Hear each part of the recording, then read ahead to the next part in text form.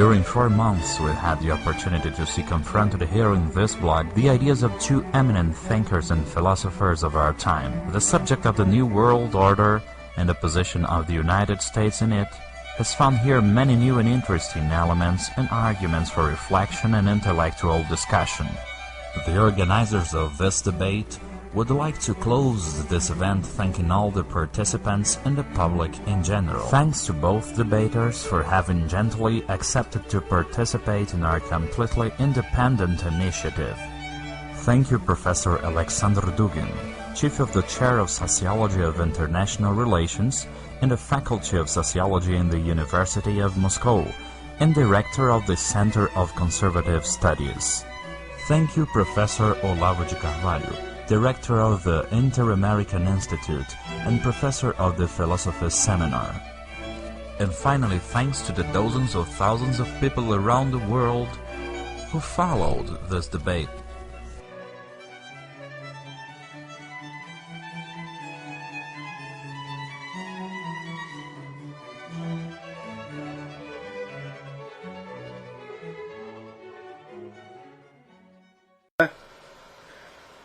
Você vê, as pessoas, por exemplo, elas têm medo de ser mencionadas nesse programa. Né?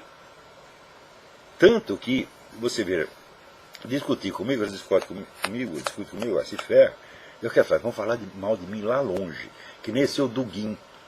Dugin levou uma surra monumental no debate, saiu nem de 4, ele saiu se arrastando que nem cobra, porra. Ele não tinha mais o que falar.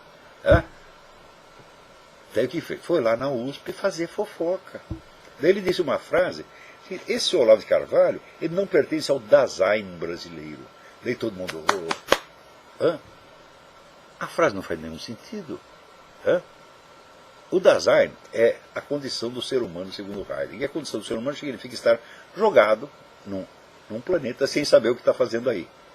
Eu digo, mas esta é exatamente a minha condição no Brasil. Eu fui jogado lá, eu já falei 1000 vezes, eu sou um pobre espermatozoide português que foi jogado no transoceânico, eu fui para lá. Então isso é exatamente o Dasein.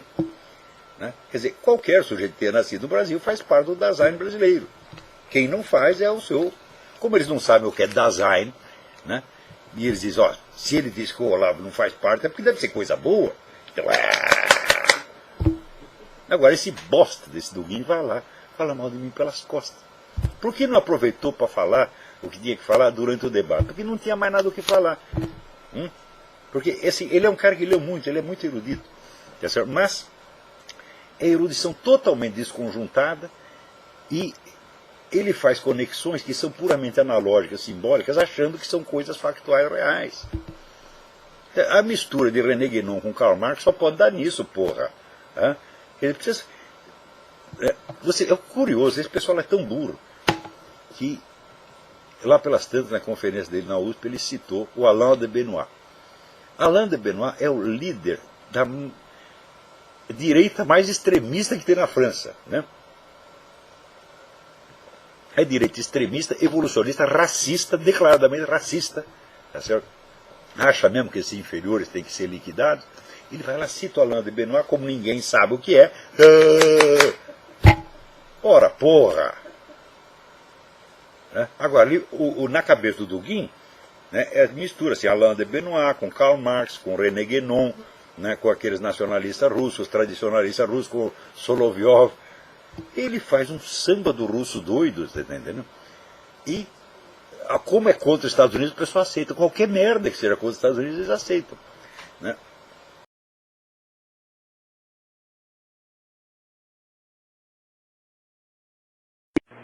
Vamos lá, tem outra pessoa na linha. Quem é? Alô? Alô, professor, meu nome é Roberto, tudo bom, professor? Roberto, tudo bem? Tudo bom. Professor, para eu entender melhor as forças que estão movendo pró e contra a implantação do governo mundial, no último programa o senhor falou que as forças pró-governo mundial, uma delas são os globalistas ocidentais, não é isso? Isso. A segunda força, o senhor falou que era KGB. É o movimento comunista. KGB é uma... KGB seria o movimento comunista, né? Está designando um conjunto por uma das suas expressões, que é a KGB. Mas é o movimento comunista. E o terceiro? E o terceiro é o Islã. o Islã. Com relação aos movimentos contra a implantação do governo mundial, veja se eu estou correto. Para mim, acho que são 3 obstáculos, né? Um seria os Estados Unidos, né? Não sei se eu estou errado. O nacionalismo americano é um obstáculo. O nacionalismo israelense é outro obstáculo. E o terceiro seria o cristianismo. Pela Europa também são obstáculos. Certo. Acontece que o nacionalismo atuante mesmo, você só vê aqui nos Estados Unidos e em Israel. Nos outros movimentos nacionalistas são minoritários e às vezes estão na mão de maluco, que não entende. Não entende o que está se passando. Certo. Você vê, por exemplo, na França, esse é o Le Pen. Ele tem um movimento nacionalista. Só que é o seguinte, ele é anti-judaico. Então como é que você vai poder fazer uma frente contra o governo mundial se os 2 pilares da resistência são americano e judeu? E ele já começa indo contra metade. É maluco, evidentemente. Certo. Uma coisa que eu não entendo com relação... Está muito cheio desses caras que não têm capacidade para organizar uma coisa de verdadeiro relevo, tá entendendo? Agora, aqui em Israel tem. Certo. Uma coisa que eu não entendo em relação a Israel é o seguinte, seria ignorância minha, tá? Por exemplo, eu lendo alguns artigos, dizem que quem criou o Estado de Israel foram as forças que criaram a ONU, né? Ou seja, as forças globalistas. Se essas forças globalistas criaram Israel, então por que Israel está sendo, vamos dizer assim, a ONU não era a força contrária? A ONU não tinha a menor presunção de ser um governo mundial. A ONU nasceu de um acordo entre Estados soberanos. Foi depois. Existe o livro do Cliff Kincaid e o livro do Edward Griffin sobre a ONU. O livro chama-se The Fearful Master. E depois o livro do Cliff Kincaid e agora, que chama assim, o Poder Global, uma coisa assim. A ONU e o Poder Global, uma coisa assim. Cliff Kincaid. Aí você vai ver que a transformação da ONU em instrumento de implantação do governo mundial foi uma coisa bastante posterior. Começou nos anos 70. Tá. Tá certo? Então, não se esqueça o seguinte, quem era o secretário-geral da ONU quando surgiu o Estado de Israel? O nosso Oswaldo Aranha, grande diplomata brasileiro. Meu Deus, quando você vê um homem da estatura, da coragem, vamos dizer, da virilidade intelectual e política do Oswaldo Aranha, e compara com esses merda que tem hoje, esses capados, tá entendendo? Bando de vigarista, capado, sem vergonha. O Brasil decaiu muito.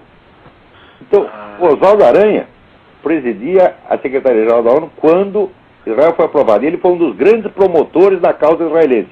O que era o Oswaldo Aranha? Era um nacionalista brasileiro extremado. Era um homem do Getúlio Vargas. Certo. Então, por exemplo, outra. Então nós não podemos atribuir, não podemos explicar o que aconteceu antes pelo que aconteceu depois. É isso? Então, espero que tenha respondido. Tá bom, professor. Muito obrigado, hein? Obrigado eu. Olha aqui, o Estado de Israel, você pode pensar o que você queira. Você pode até nem gostar de judeu, mas ainda que não gostando, você tem que reconhecer uma coisa. O Estado de Israel, a existência e persistência do Estado de Israel é uma necessidade absoluta para a defesa de direitos fundamentais da humanidade. Você está contra Israel, está contra a espécie humana. Está contra Israel, você quer o governo global. Entendeu? Então, vamos lá. Agora, o que o governo global nos promete? Veja o que o Obama está fazendo aqui. O Obama, representando o governo global, ele é contra os Estados Unidos e a favor do governo global. Mas mesmo assim ele não pode dar muita bandeira, por quê? Porque tem gente no partido dele que também não concorda com essas coisas. Mas se ele pudesse, ele implantaria a nova ordem global amanhã. Acabava com fronteiras nacionais, todo mundo ia erguer a bandeira da ONU, ou a bandeira da Comunidade Europeia junto com a do seu Estado, e depois um pouquinho acima do seu Estado, e no fim a bandeira do seu Estado desaparece, e fica só o macro-império. Nesse macro-império vai vigorar uma nova civilização, novos princípios educacionais, novos princípios morais, tudo inventado por esse desgraçado. Entre os princípios morais, esse aqui, o Kevin Jennings, assessor do Obama, né, quer distribuir livros de pornografia para as crianças nas escolas. Sobretudo pornografia gay. É o manual de dar o cu. É assim que se dá o cu, meu filho. Faça isso aí. Daí ele complementa. Eu experimentei e gostei. Então você também tem que experimentar e gostar. tá certo? Ah, não quero, tá? Ah, você é um fascista, né? Extremista de direita, né? Ah, meu Deus do céu. Christopher Calder, que é do Financial Times, lançou um livro, Reflexões sobre a Revolução na Europa, né? Onde ele diz o óbvio. Ele diz o seguinte, que durante os últimos 20 anos a sociedade dominante acomodou aos imigrantes, sobretudo os islâmicos, em uma infinidade de questões. Quer dizer, você vai chegando o pessoal islâmico e vai reivindicando mudança. Né?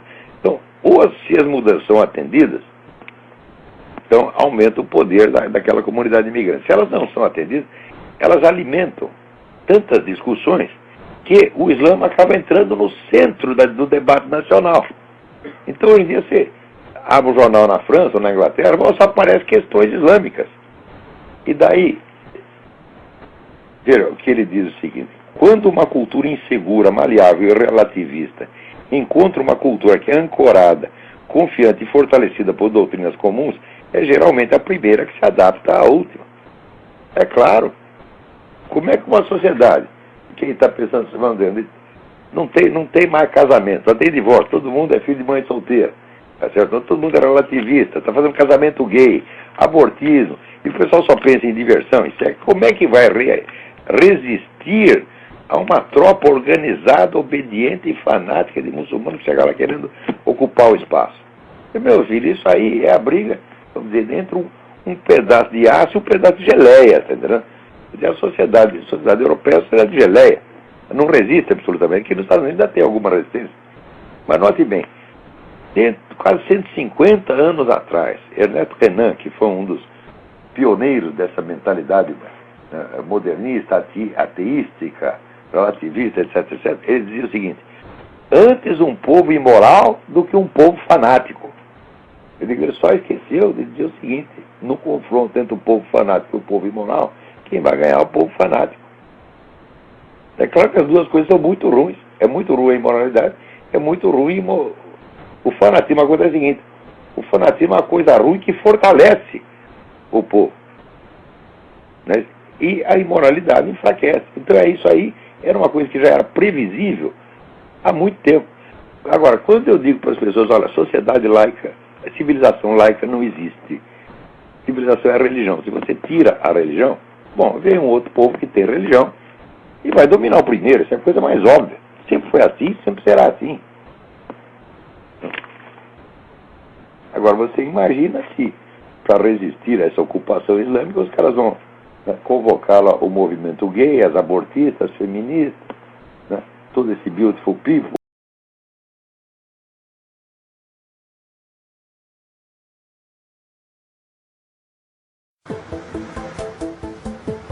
Max Schrems ist 24 Jahre alt, er studiert Jura in Wien und ist Mitglied bei Facebook. Soweit, so normal. Aber gerade hat er etwas gemacht, was bisher einmalig ist. Er hat Facebook angezeigt, wegen Datenmissbrauch. Das, was Facebook teilweise heute tut, ist verboten. Aber ich lasse mich von katastrophalem Datenschutz nicht vertreiben. Der Jurastudent sorgt gerade für Schlagzeilen, weil er herausfand, dass vermeintlich gelöschte Daten nicht gelöscht werden. Dabei wollte Max Schrems nur mal wissen, was Facebook über ihn gespeichert hat. Reine Neugier. Ich habe zufällig mitbekommen, dass es irgendwo so ein Online-Formular geben soll auf Facebook. Und das habe ich dann gesucht. Das hat eine halbe Stunde bis Stunde gebraucht, weil es recht gut versteckt ist. Und ich bin dann eben auf dieses Formular gestoßen, habe das dann ausgefüllt. Am Anfang kriegt man ein paar E-Mails von Facebook, wo sie probieren, einen irgendwie abzuwimmeln. So, ihr könnt sich einloggen und da kann man alles sehen. Und ich bin ein bisschen beständig geblieben und am Ende habe ich dann eben diese CD zugeschickt bekommen, in dem Fall aus Kalifornien direkt. Der Inhalt der CD: Datensätze ohne Ende. All das, was über Max gesammelt wurde. Ausgedruckt sind das 1200 Seiten, bei gerade mal 3 Jahren Mitgliedschaft. Im ersten Moment war es natürlich schon 1200 Seiten, wo, ja, es hat kein CIA, KGB, sonst was, normalerweise waren Normalbürger 1200 Seiten. Die Daten sind in Kategorien unterteilt. Insgesamt sind es 57. Das ist einfach alles schon so an einer absurden Grenze angelangt, wenn man sich überlegt, wenn man zum Beispiel allein die Messages vergleicht mit der Post. Das ist so, wie wenn jeder Brief von mir aufgerissen worden würde, gescannt wird, analysiert wird und für immer gespeichert wird. Und genau das macht Facebook. Wenn man sich das bei der Post vorstellt, ist das vollkommen absurd und jenseitig. Facebook tut einfach und sagt auch noch, sie dürfen das und das ist alles vollkommen unproblematisch. In der Unterkategorie Messages findet er etwas, mit dem er nicht gerechnet hat. Nachrichten, die er schon längst gelöscht hatte. Zu erkennen am Deleted True. Das bedeutet, ja, es wurde gelöscht. Trotzdem bleibt alles gespeichert. Das ist Betrug, findet der Student. Sie sagen, du hast alle Möglichkeiten, du kannst alles löschen, willst du es ganz wirklich löschen? Dann sagst du, ja, ich will es wirklich löschen, in Wirklichkeit tun sie es nicht. Und das ist unterm Strich reine User-Verarsche. Wer auch immer diese Daten sieht, kann innerhalb kürzester Zeit höchstpersönliche Dinge lesen. Sex, Teilnahme an Demos, Krankheiten. Stichwörter in der Suchfunktion reichen, um Entsprechendes aufzuspüren. Man findet gerade in den Nachrichten eigentlich zu allem dann irgendeinen Text, der dazu passend ist. Und aus dem kann ich innerhalb von 5 Minuten rauslesen, was jemand wählt, was für Krankheiten er vielleicht gehabt hat, irgendwelche Beziehungsdramen, was auch immer man halt auf Facebook abgewickelt hat, über irgendwelche, wo man Nachrichten geschrieben hat. Und all das ist vollkommen unlöschbar. Was auch dazu kommt, ist, dass Facebook zum Beispiel sagt, sie garantieren nicht, dass das alles irgendwie sicher ist. Es kann jederzeit auch im Internet auftauchen und so weiter.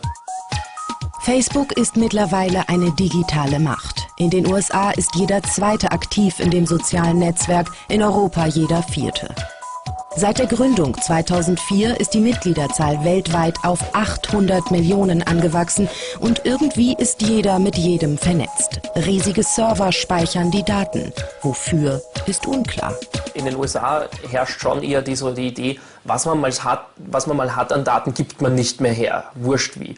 Und hauptsächlich hat der das Recht an den Daten, der sie einfach hat auf seinen Server.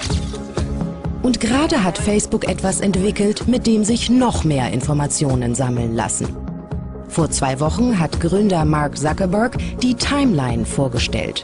Alle Daten des Nutzers werden chronologisch zusammengesetzt und ergeben ein virtuelles Tagebuch. Vom Grundkonzept finde ich es natürlich sehr erschreckend, weil uns ist gesagt worden, Facebook ist dafür da, dass wir jetzt im Moment mit ein paar Freunden was austauschen, kommunizieren, vielleicht ein paar Bilder hochladen. Und aus diesen Datenhaufen jetzt sozusagen ein Lebensarchiv draus zu kreieren, da hat niemand von uns jemals zugestimmt. Dürfen die das? Nein, dürfen die nicht, sagt Max Schrems. Bei seinen Recherchen entdeckte er Folgendes. Facebook hat nicht nur in Kalifornien seinen Sitz. Seit 2009 gibt es eine zweite Firmenzentrale in Dublin, vermutlich um Steuern zu sparen.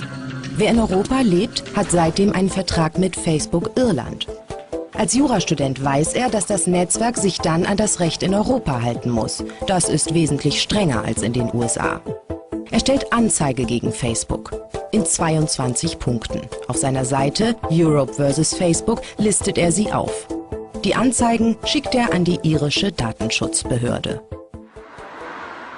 Port Arlington bei Dublin. Hier sitzen die irischen Datenschützer. Billy Hawkes ist ihr Chef.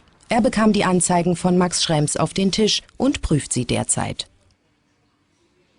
Wenn Daten gelöscht sind, dann sollten sie weg sein. Also wenn Facebook tatsächlich Daten aufbewahrt, auf die sie kein Recht mehr haben, dann ist das gegen das Gesetz. Wir haben sehr effektive rechtliche Mittel, um unsere Gesetze durchzusetzen. Wenn das stimmt, hat Facebook ein echtes Problem. Die Firmenzentrale in Dublin. Ein Interview gibt es nicht, wir bekommen nur eine E-Mail. Darunter steht unter anderem zu dem Vorwurf, Facebook würde Daten nicht löschen. Bei den Berichten über gelöschte Daten, die manchmal in den heruntergeladenen Dateien auftauchen, ist festzuhalten, dass es sich hierbei wahrscheinlich um Posts handelt, die auf einer bestimmten Stelle auf Facebook entfernt, aber nicht gelöscht wurden. Oder aber die Informationen mussten für eine kurze Zeit für Nachforschungen aufbewahrt werden. Wir arbeiten daran, diesen Prozess so nahtlos wie möglich zu gestalten. Ob das Nichtlöschen Versehen oder System ist, das untersucht jetzt der irische Datenschutz. Auf jeden Fall hat Max Schrems es schwarz auf weiß, dass seine vermeintlich gelöschten Daten nicht gelöscht sind. Ich meine, das ist schon sozusagen relativ doof, dem anderen direkt das Beweismaterial zuzuschicken. Ne? Ziel des Studenten ist, dass Löschen wirklich Löschen bedeutet und nicht irgendeine verklausulierte Ausrede. Oder haben Sie verstanden, was Facebook damit sagen will? Bei den Berichten über gelöschte Daten ist festzuhalten, dass es sich hierbei wahrscheinlich um Posts handelt, die entfernt, aber nicht gelöscht wurden.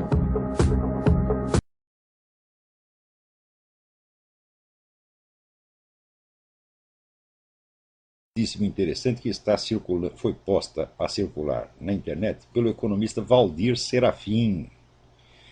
Né? Então, eu vou até ler aqui para vocês, porque o negócio assim, é muito simples, curto e muito didático. Ele diz o seguinte: você ouve falar em dívida externa e dívida interna em jornais e TV e não entende direito. Vamos explicar a seguir. Dívida externa é uma dívida com os bancos Mundial, FMI e outras instituições no exterior em moeda externa. Dívida interna é uma dívida com bancos em reais. Então, quando Lula assumiu o Brasil em 2002, devíamos dívida externa 212 bilhões de reais. Dívida interna 640 bilhões de reais. Total da dívida 851 bilhões de reais. Em 2007, Lula disse que tinha pago a dívida externa. É verdade, só que ele não explicou que para pagar a dívida externa aumentou a dívida interna. Em 2007, no governo Lula, a situação era a seguinte: dívida externa, 0 bilhões. Dívida interna, 1,400 trilhão. 1 trilhão e 400 bilhões. Total da dívida, 1 trilhão e 400 bilhões. Ou seja, a dívida externa foi paga, mas a dívida interna quase dobrou. Agora, em 2010, você pode perceber que não se vê mais na TV e em jornais algo dito que seja convincente sobre a dívida externa quitada. Sabe por quê? É porque ela voltou. Em 2010, no governo Lula, tínhamos a seguinte situação: dívida externa, 240 bilhões. Dívida interna, 1,650 trilhão, isto é, 1 trilhão e 650 bilhões. Total da dívida, 1,890 trilhão, 1 trilhão e 890 bilhões. Ou seja, no governo Lula, a dívida do Brasil aumentou em 1 trilhão. 1 trilhão. Daí é que vem o dinheiro que o Lula está gastando no PAC, Bolsa Família, Bolsa Educação, Bolsa Faculdade, Bolsa Cultura, Bolsa para Presos, dentre outras bolsas, incluindo o mensalão, evidentemente, né? E de onde ele tirou 30 milhões de brasileiros da pobreza? Não é com dinheiro do crescimento, mas com dinheiro de endividamento. Compreenderam ou ainda acham que Lula é mágico? Né? Ou que o FHC deixou um caminhão de dólares para o Lula gastar? Quer mais detalhes sobre a dívida interna e externa no Brasil? Aqui ele dá um link, mas o link é enorme, tem 3 linhas. Então, você vai ter que procurar. Assim, o site é www.sonoticias, tudo junto, sonoticias.com.br. E lá você procura o nome do economista Valdir Serafim, ou o tópico dívida externa. É um negócio de cair de costas. Quer dizer, tudo isso foi absolutamente uma fraude. Lembra que 30 milhões de brasileiros foram retirados da pobreza, da linha da miséria, no tempo do regime militar, quando a população era 1/3 do tamanho que é agora. Então, 30 milhões de pessoas era um monte de gente na época. Eu acho que o Brasil na época tinha 70 milhões de habitantes, uma coisa assim. Quer dizer, que tirou metade, praticamente metade da população da linha da pobreza e botou todo mundo para trabalhar, porque inseriu as pessoas na economia. Passadas 4 décadas, o Lula faz a mesma coisa, só que não com dinheiro de crescimento, sim com dinheiro de endividamento. Ou seja, o cara é um criminoso, porra. Tudo nesse governo petista é tudo fraude, meu Deus do céu. Agora, essa putada empresarial fica tudo aí lambendo o saco do Lula. É uma vergonha, meu Deus do céu. Né? Esses liberais todos, né? Todo mundo assim, ansioso para apoiar, para puxar o saco. Eles dizem, não, nós temos que colaborar, é a União Nacional, etc. Ora, porra. Quem sou eu? De origem humilde, mas dediquei toda a minha vida ao trabalho e ao estudo. Fui o primeiro Primeiro lugar em todas as séries do curso primário. Primeiro lugar no exame de admissão. Primeiro lugar em todas as séries do curso ginasial. Primeiro lugar na escola de saúde do exército. Primeiro lugar no vestibular de medicina. Primeiro lugar no vestibular de ciências exatas. Mestre em cardiologia com nota 10 na defesa de tese. Em fevereiro tive uma leucemia e perdi minha barba. Mas sou deputado federal e, com barba ou sem barba, meu nome é... É o que o senhor vê na televisão, no programa do presidente, tudo colorido, todos com dentes, artistas milionários. Se é essa a sua realidade, então vote neles. PSDB, PT, qualquer P, sempre estiveram juntos. É falsa a briga entre eles. Agora, se o senhor não aguenta mais ver menor abandonado na rua, tóxico, crime, tudo que não presta aumentando, se o senhor quer expulsar para sempre esses patifes do poder, só existe uma opção: 56. O senhor nunca me viu junto com nenhum deles, e comigo o senhor vai ficar livre de todos eles. Meu nome é Enéas 56. Para deputado federal, digite ou escreva 56. Não esqueça, ao apertar as teclas na primeira vez, o número é 56. Da segunda vez, agora para deputado estadual, 56. Não esqueça, o número é 56. Para qualquer cargo, 56. Sempre 56. Só existe um número, 56. Nosso número é 56. Presidente candidato é apoiado por George Soros, o maior dos narcotraficantes, segundo a revista RR. O candidato do PT assinou lá fora um documento a favor da legalização das drogas. O terceiro diz que não tem o rabo preso na mão dos interesses da especulação internacional, mas assina, junto com os outros dois candidatos, um documento de submissão do Brasil às grandes potências. O senhor quer ver seu filho comprando cocaína na porta da escola? A decisão é sua. Meu nome é Enéas 56. O Brasil é o país mais rico do mundo. No seu subsolo existem riquezas minerais extraordinárias. Pois bem, essas nossas riquezas são mandadas para outros países a preço de banana. E nós deles compramos de volta peças, produtos feitos com esses minerais pelos preços que eles querem. Isso tudo é feito com o consentimento das nossas autoridades, que fazem de conta que nada está acontecendo. Nós vamos deter essa atividade de verdadeira pirataria moderna. Nós vamos parar, se for preciso, a exportação de um determinado minério, a não ser que paguem por ele o preço justo. Exportaremos só o que nos interessa exportar, aquilo que não irá nos fazer falta no futuro. Vamos defender a nação brasileira. Meu nome é Enéas.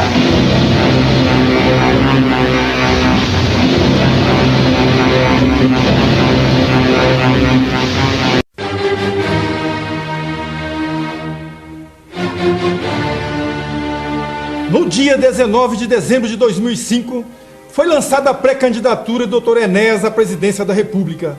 Candidatura que será homologada na Convenção Nacional do PRONA, em Brasília. O PRONA é a única oposição verdadeira ao modelo político que aí está. Modelo dependente, colonial. O PRONA não nasceu da dissidência de qualquer outro partido político. É livre e independente da escumalha que dirige a nação. A cada eleição, os grupos se revezam no poder e tudo se repete. O governo federal do PT é, em quase tudo, semelhante ao governo anterior. Só não é igual porque consegue ser pior. O presidente disse que o Brasil pagou a dívida com o FMI, mas não disse que a dívida pública total já ultrapassa a cifra assombrosa de R$1 trilhão e que só foi paga uma fração diminuta dessa dívida, cerca de 3%. A população está sendo enganada outra vez, e eu mostrei isso na Câmara Federal, em Brasília. O presidente não disse que os bancos tiveram, no seu governo, o maior lucro de todos os tempos.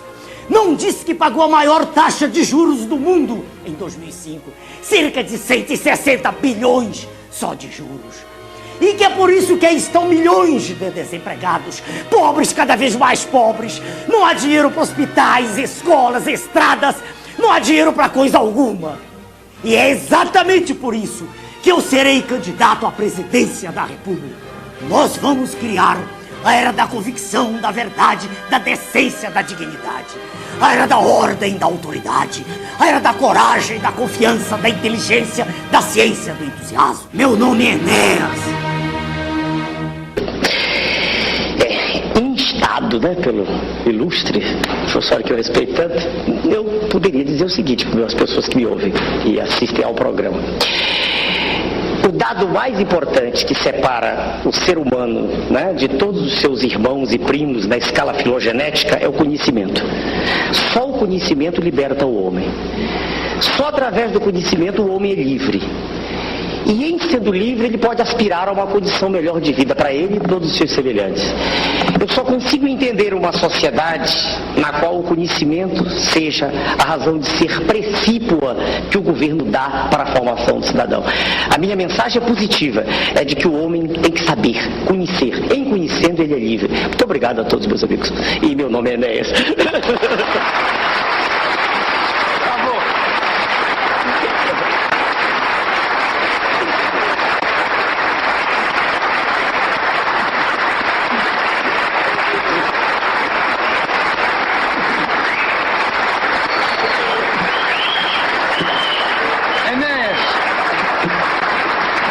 Fala-se muito mal no Brasil e escreve-se pior.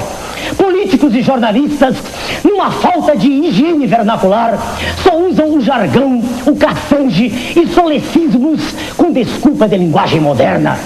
Mas a língua é o maior patrimônio de um povo. Desrespeitá-la é desrespeitar a própria nacionalidade. Perguntaram a Confúcio, 2000 anos atrás, o que faria em primeiro lugar se tivesse que administrar um país. Seria evidentemente corrigir a linguagem, respondeu ele. Seus interlocutores ficaram surpreendidos, indagaram por quê. Foi a seguinte a resposta do mestre: se a linguagem não for correta, o que se diz não é o que se pretende dizer. Se o que se diz não é o que se pretende dizer, o que deve ser feito deixa de ser feito.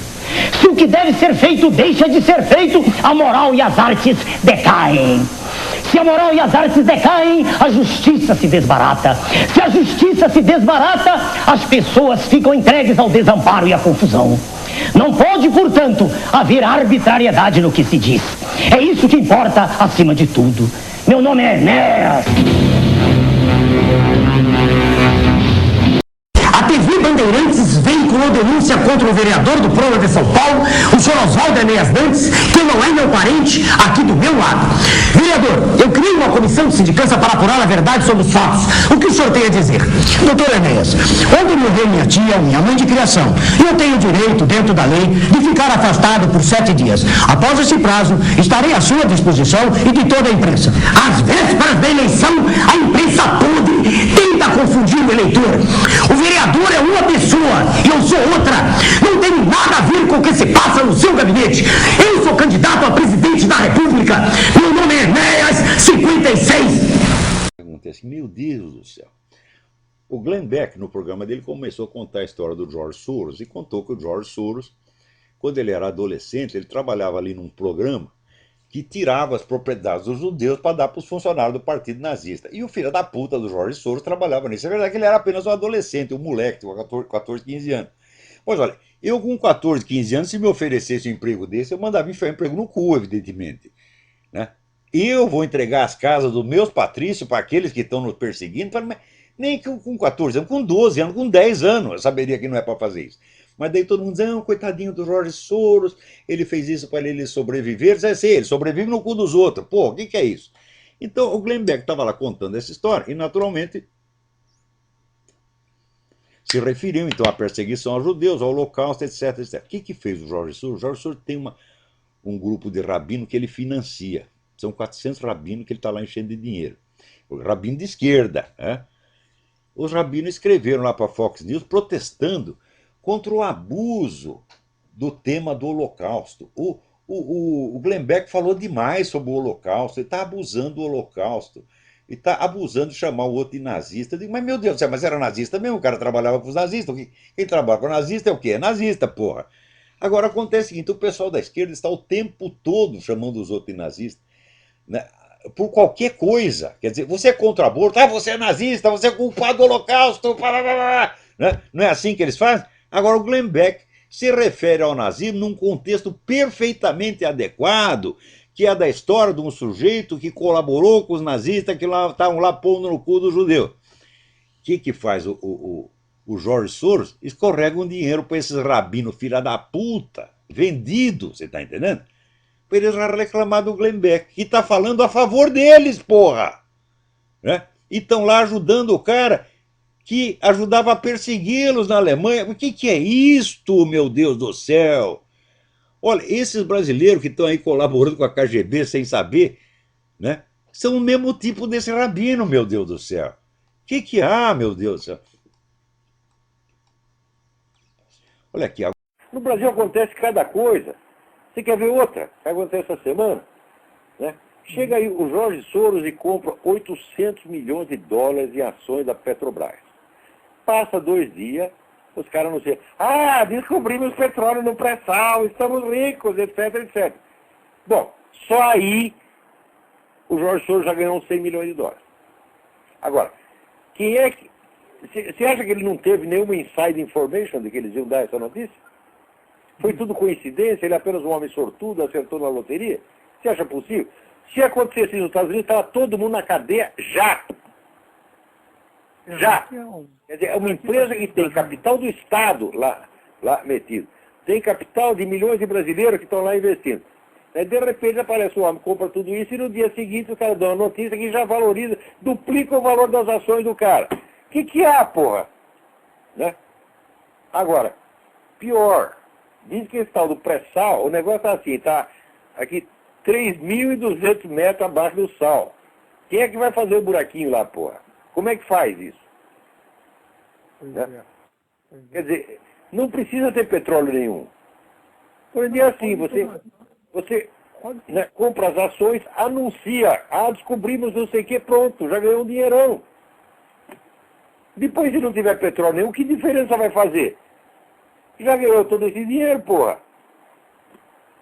E agora no Brasil as pessoas assistem isso e ninguém quer nem investigar.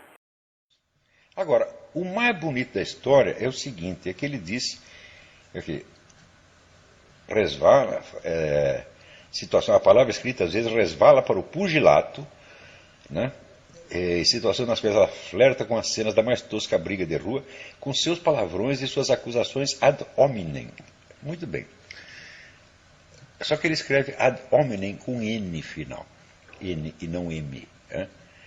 Ad hominem, aqui, seu analfabeto, seu bosta. Hominem é o acusativo de homo homines, terceira declinação latina. Não existe nenhum acusativo latino que termine em N. Quer dizer, vai estudar, vagabundo. Com isto aqui, você merece perder o seu emprego. Tá certo? Como é que se admite que um analfabeto desse seja professor de uma universidade e ainda se meta a líder de movimentos que visam destruir a própria universidade? O que é isto, porra? Quer dizer, você, num só parágrafo, você cita 2 coisas que você não sabe o que são. A frase do Buffon, você não sabe o que é. E vem com a expressão ad hominem com N. Ora, vai lamber sabão, porra. Quer dizer, eu digo o seguinte, o Reinaldo Azevedo foi caridoso com esse cara. Porque, veja, ele vem com essa exigência de polidez. Ora, às vezes nós somos impolidos, tá certo? Mas para comentar, não ideias. Nós não estamos discutindo ideias. Será que eu vou discutir? Isso aqui é uma ideia do professor Safatli, né? Quer dizer, ele tem uma tese acadêmica de que ad hominem, o acusativo da terceira declinação se escreve com N, é uma tese filológica que ele tem? Não, é um simples erro, tá certo? De um cara que nunca estudou latim, que não sabe uma única palavra latim e fica usando expressão latina que não conhece. Olha, essa expressão em particular, depois de um longo esquecimento em que ela mergulhou na cultura brasileira, fui eu que a repus em circulação com o meu livro sobre a dialética erística de Schopenhauer. Depois que saiu aquele livro, todo mundo começou a usar ad hominem, ad hominem, ad hominem. Né? Quer dizer, a expressão ad hominem significa o seguinte, é quando você tenta refutar uma ideia, não por uma objeção interna ou externa que você tem a ela, mas pela má qualidade da pessoa que a emitiu. Por exemplo, o sujeito chega aqui com uma teoria física, eu digo, Ah, você é ladrão, você comeu a mulher do próximo, você é viado, você é isso, qualquer coisa assim. Então isso é que se chama argumento ad hominem. O argumento ad hominem é, vamos dizer, uma acusação que é despropositada dentro da discussão. Porém, eu já expliquei aqui, já expliquei em artigos, mas esses caras não leem, né? Há uma distinção muito importante a ser feita. O argumento ad hominem nem sempre é inválido, porque às vezes ele coincide com uma outra forma de argumento que se chama exemplum in contrario. Um exemplo in contrario é um caso concreto que desmente uma regra geral, né? Por exemplo, se você diz que, vamos supor, né, todos os brasileiros são ladrões, você faz uma afirmação genérica. Tá certo? Portanto, se você mostrar um único caso de um brasileiro honesto, você impugnou a regra geral. Quer dizer, a existência de um exemplum in contrario é um argumento lógico perfeitamente válido, tá certo? Para a impugnação de uma afirmação geral. Acontece que, às vezes, o argumento ad hominem é também um exemplo in contrario. E note bem, eu só usei argumento ad hominem quando usei, o que não é frequente, tá certo? Quando coincidia de ser também um exemplo in contrario. Como, por exemplo, quando Karl Marx diz que somente o proletariado pode ter uma visão objetiva da história, porque as classes anteriores eram classes exploradoras, então viam o mundo através da rede dos seus interesses, ao passo que o pobre proletariado não explora ninguém, então por isso ele pode ter uma visão objetiva da história. Então, ao mesmo tempo, ele teria que nos explicar, então, por que o primeiro a apresentar uma teoria com a visão objetiva da história, que foi ele próprio, não era um proletário. Então, neste caso, vamos dizer, o argumento ad hominem é também um exemplo in contrario. Então, ele não é usado com propósito erístico e nem mesmo com propósito retórico, mas é usado com propósito lógico perfeitamente legítimo e científico. Qualquer juízo universal é impugnado automaticamente pela, vamos dizer, exibição de um único exemplo in contrario, para não falar de vários. Tá certo? Na verdade, se você pegar a ordem inteira dos teóricos do marxismo, você não tinha um único proletário entre eles, mas nenhum. Tá certo? Então, quer dizer, como é que é o proletariado que tem a visão objetiva da história, se aqueles mesmos que estão levando ao proletariado essa visão objetiva não são proletários eles próprios? Então, a realidade da vida dessas pessoas desmente a regra geral que eles estão anunciando. Por quê? Porque ela é um exemplo in contrario que impugna essa regra. Tá certo? Então, no caso aí do professor Safatli, né,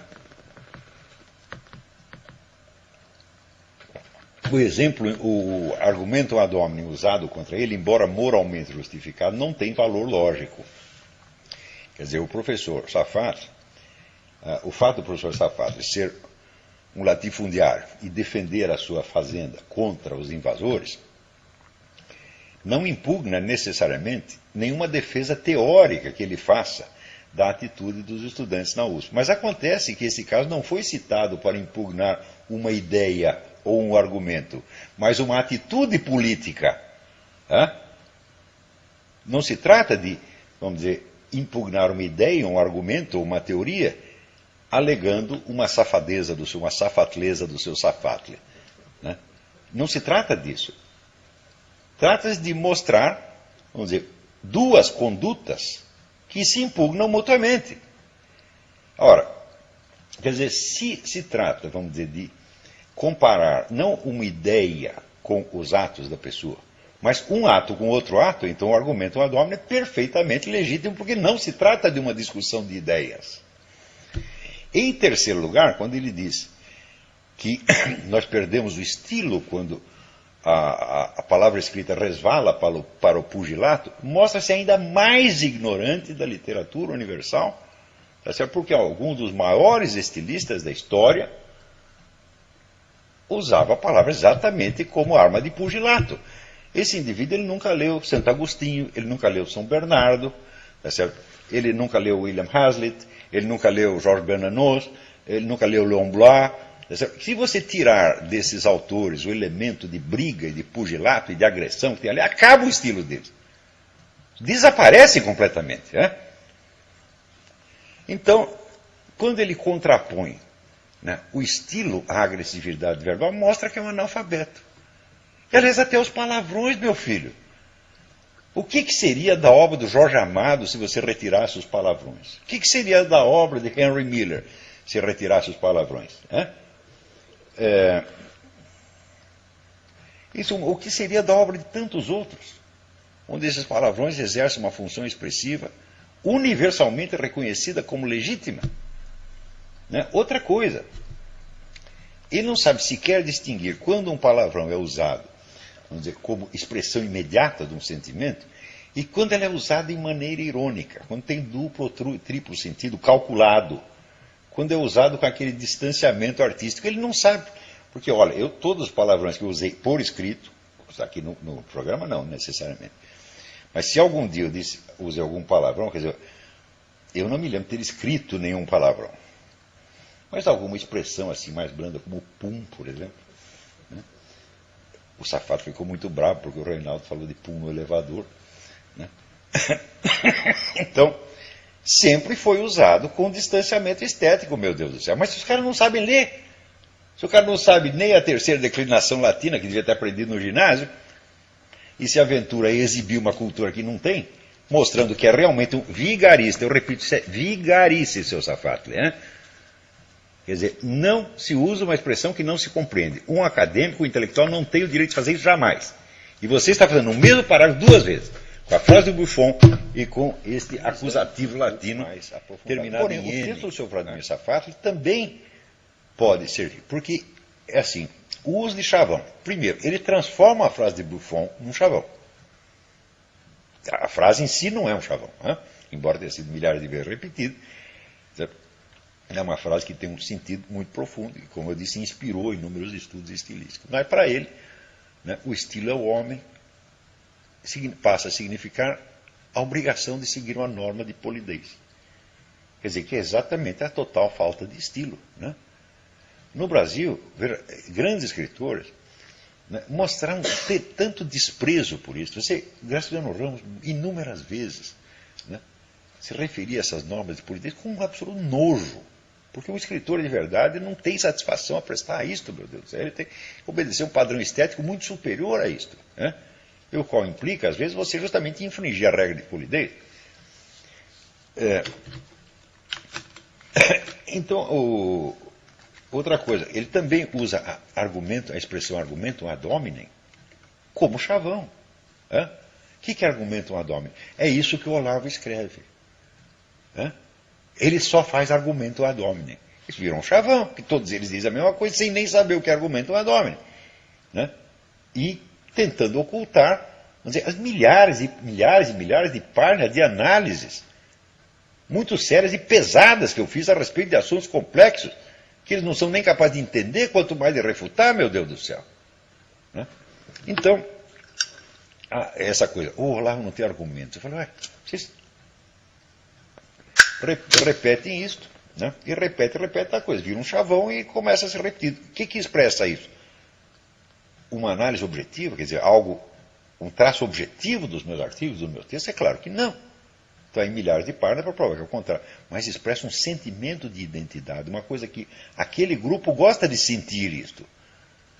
Então, tudo o que eles escrevem é só isso, é só a expressão de um sentimento de identidade, da participação grupal. Quando o cara sente que aquilo afina com a participação grupal dele, ele acha que é verdade. Se não afina, ele diz que é mentira. Ou seja, os conceitos de verdade e mentira se transformaram, tá certo, no sentimento de participação ou exclusão. Então o cara, quando lê meu artigo, não é que ele discorda objetivamente, ele se sente excluído. Não estou apelando ao sentimento de participação dele, então ele diz que é mentira. Né? A mentira significa não gosto, e a verdade significa gosto. Gosto exatamente como meus colegas gostam. É o nosso gosto coletivo. Então, critério de verdade e erro virou isso no Brasil. Graças a esta geração de vigaristas, filhos da puta, que não tem direito de ensinar em ginásio. Safato, você não tem qualificação para ensinar em ginásio. Um professor de ginásio que fosse lá e escrevesse, né, o acusativo da terceira declinação latina com N, o que os alunos iam fazer com ele no meu tempo, hein? Impedir a demissão do cara imediatamente. E é o que você merece. Agora, aqui o Rodrigo José me manda uma carta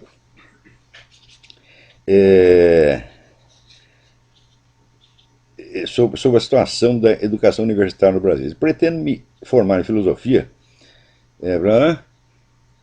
mas a verdade é que quando somos ignorantes em assuntos que outros dominam, esses outros nos dominam e podem nos manipular. Mas acredito que hoje em dia, mais hoje em dia em ética profissional.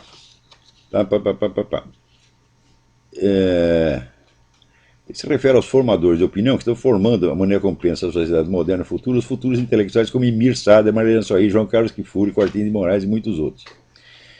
A minha pergunta é, como um aluno de uma universidade como a USP ou a Unicamp vai debater, vai se dar conta de que, está sendo ensinado, de que aquilo que está sendo ensinado não é verdade?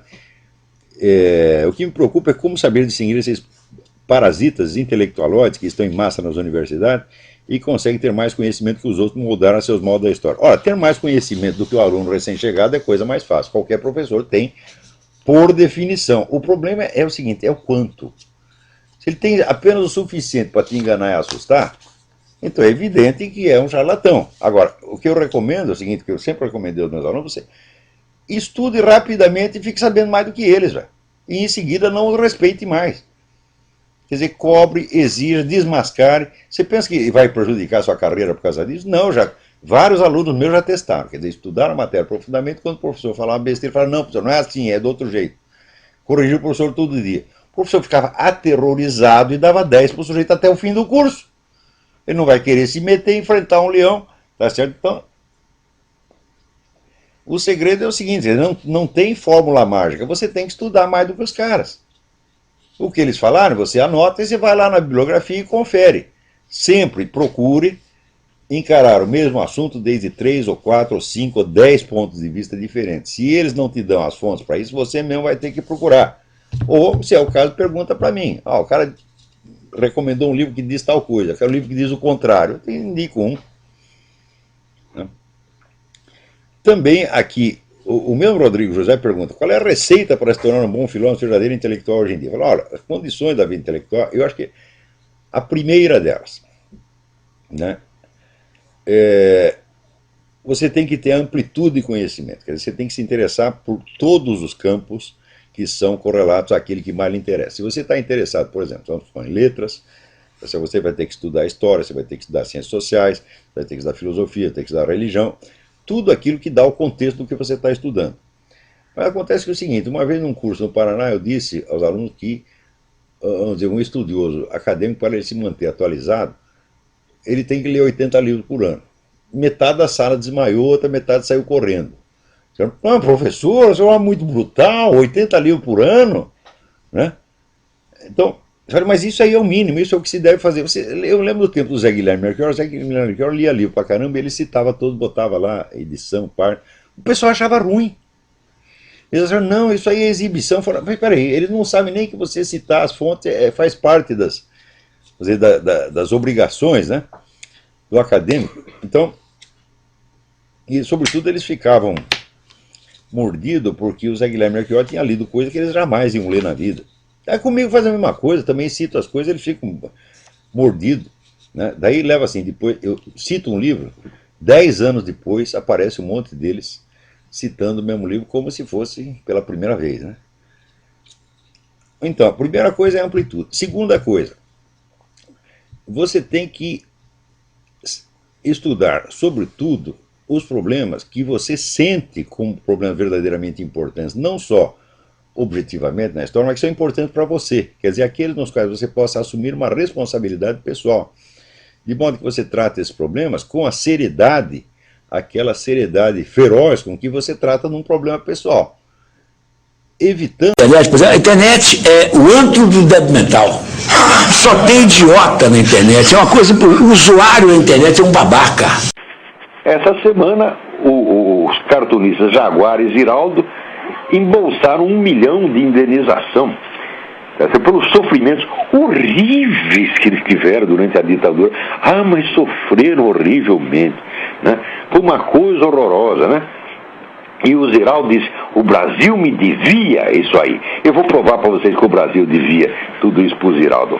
Olha aqui, uma leve pesquisa na internet mostra que nos últimos anos, ou sei lá desde quando, o Ziraldo teve os seguintes patrocinadores, empreendimentos do Ziraldo teve o seguinte: patrocínio, apoio cultural, etc. Furnas, Unibanco, Secretaria da Cultura de Minas Gerais, Fundação Companhia Siderúrgica Nacional, Banco Santander, Marcaneri, que são publicidade, a Oi, da Telecomunicação, TVE Brasil, Ministério da Educação, Secretaria de Audiovisual do Ministério da Cultura, Secretaria de Ensino à Distância do Ministério da Educação, Petrobras, Governo do Estado do Piauí, Rede Bandeirantes, FAPLAN, Caixa Econômica Federal, Prefeitura de Passo Fundo e Ministério da Cultura. Toda essa gente deu dinheiro para ajudar essas besteirinhas do Ziraldo. Porque o Brasil é o seguinte, o Brasil é um país que adora pegar um nego medíocre, faz um servicinho qualquer, tá certo? E dá ao camarada estatuto de grande artista, de gênio, etc, etc. É como antigamente existia no Brasil o mercado dos pintores primitivistas. Os chamados pintores primitivistas, os quadros deles valiam uma nota no Brasil. Você atravessava a fronteira, aqueles quadros não valiam nada. O resto do mundo ignorava e desprezava solenemente os tais dos primitivistas. Então, aquele mercado era uma espécie de ilusão que só existia dentro do Brasil. Agora, a genialidade de Ziraldo, Jaguar, etc., é desse tipo. Eles não são gênio coisa nenhuma, não são grandes artistas, nada, são apenas um desenhistazinho de merda. A obra inteira do Ziraldo é só estereótipo patrioteiro, do mais vagabundo, tá certo? E baseado num princípio moral idiota, que é o mais alto valor que existe é ser um cara legal. Quer dizer, é uma moral de retardado mental, você está entendendo? Agora, o que o Ziraldo sofreu? O Ziraldo, você teve no pau de arara, tu levou porrada, nunca aconteceu nada, rapaz. O que aconteceu é que você, naquela época, você não ganhou todo o dinheiro que você queria. Tá certo? Agora, como depois você só ganhou desses 20 e poucos patrocinadores aqui, não está satisfeito e acha que o povo brasileiro tem que trabalhar para encher seu cu de dinheiro. Por quê? Porque você, como empresário, você é um incapaz. Você é um incapaz. Os seus empreendimentos são incapazes de se sustentar. Você inventou aquela merda, aquela revista Bundas, que é a única revista no mundo que tinha como título o nome do órgão pensante dos seus redatores e, sobretudo, do órgão pensante do seu diretor, que é o Ziraldo. Tá certo? A Bundas era uma revista assim, copiada do Pasquim com 20 anos de atraso. Uma revista xoxa, idiota, forçada, tá certo? Aquele humor caquético. Aquilo lá não podia vender, não podia ter sucesso. Daí foi lá correndo pedir dinheiro pro Itamar Franco. Eu não sei se Itamar deu ou não. Eu acho que deu. O governo de Minas Gerais deve ter dinheiro para sustentar artificialmente a Bundas, né? Manter a bunda de pé, tá certo? Durante mais algum tempo. Mas mesmo assim fracassou. Depois inventou um negócio chamado Palavra, depois inventou mais não sei o quê. Ou seja, você como empresário, você é um fracasso. Você vive de patrocínio, todo mundo tem que ser seu patrocinador. O país tem que patrocinar você. Eu lembro quando saiu aquela matéria do Moacir Werneck de Castro, tá certo? Me acusando do diabo, saiu na Veja, eu meti um processo nesse desgraçado, tá certo? E na hora do processo, em vez do Moacir Werneck de Castro tá caquético, apareceu lá o Ziraldo, que também estava caquético, tá certo? Sabe o que eu fiz? Eu fiquei com dó do cara, porra. Eu olhei aquela decadência humana, tá certo? Aquela fraqueza, aquela incapacidade e consenti em retirar o processo. Fiquei com dó desse desgraçado, tá certo? Não devia ter ficado, não devia ter ido até o fim, tá certo? É uma vergonha, tá? Agora tá aí, quer mais dinheiro. A internet é o antro do débil mental. Só tem idiota na internet. É uma coisa, o usuário da internet é um babaca.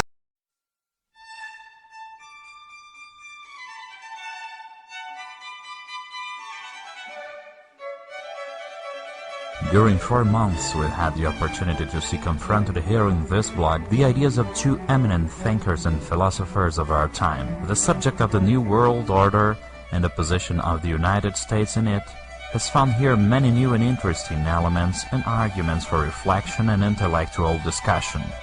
The organizers of this debate would like to close this event thanking all the participants and the public in general. Thanks to both debaters for having gently accepted to participate in our completely independent initiative. Thank you, Professor Alexander Dugin, Chief of the Chair of Sociology of International Relations in the Faculty of Sociology in the University of Moscow, and Director of the Center of Conservative Studies. Thank you, Professor Olavo de Carvalho, Director of the Inter-American Institute and Professor of the Philosophy Seminar.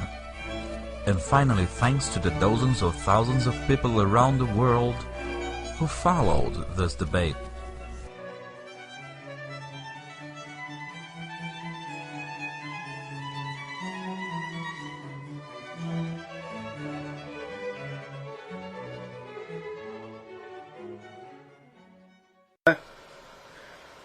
Você vê, as pessoas, por exemplo, elas têm medo de ser mencionadas nesse programa. Né? Tanto que, você vê, discutir comigo, eles discutem comigo, se ferra. Eu quero falar, vão falar mal de mim lá longe, que nem esse é o Dugin. Dugin levou uma surra monumental no debate, saiu nem de 4, ele saiu se arrastando que nem cobra, porra. Ele não tinha mais o que falar. Né? Daí o que fez? Foi lá na USP fazer fofoca.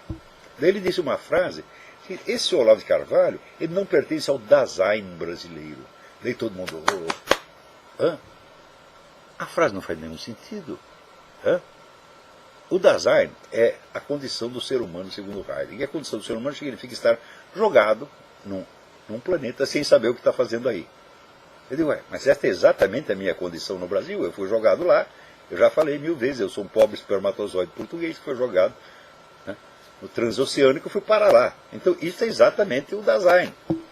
Né? Quer dizer, qualquer sujeito que tenha nascido no Brasil faz parte do Dasein brasileiro.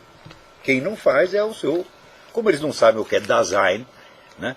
E eles dizem, se ele diz que o Olavo não faz parte, é porque deve ser coisa boa. Então, Agora, esse bosta desse Dugin vai lá, fala mal de mim pelas costas. Por que não aproveitou para falar o que tinha que falar durante o debate? Porque não tinha mais nada o que falar. Porque ele é um cara que leu muito, ele é muito erudito. Mas é erudição totalmente desconjuntada e ele faz conexões que são puramente analógicas, simbólicas, achando que são coisas factuais reais. A mistura de René Guénon com Karl Marx só pode dar nisso, porra. Ele precisa... É curioso, esse pessoal é tão burro que lá pelas tantas, na conferência dele na USP, ele citou o Alain de Benoist. Alain de Benoist é o líder da direita mais extremista que tem na França. Né? É direita extremista, evolucionista, racista, declaradamente racista. Tá certo? Acha mesmo que esses inferiores têm que ser liquidados. Ele vai lá, cita o Alain de Benoist, como ninguém sabe o que é. Ora, porra! Agora, ali, na cabeça do Dugin, é mistura assim, Alain de Benoist com Karl Marx, com René Guénon, com aqueles nacionalistas russos, tradicionalistas russos, com Solovyov. Ele faz um samba do russo doido, tá entendendo? E como é contra os Estados Unidos, o pessoal aceita. Qualquer merda que seja contra os Estados Unidos, eles aceitam. Né?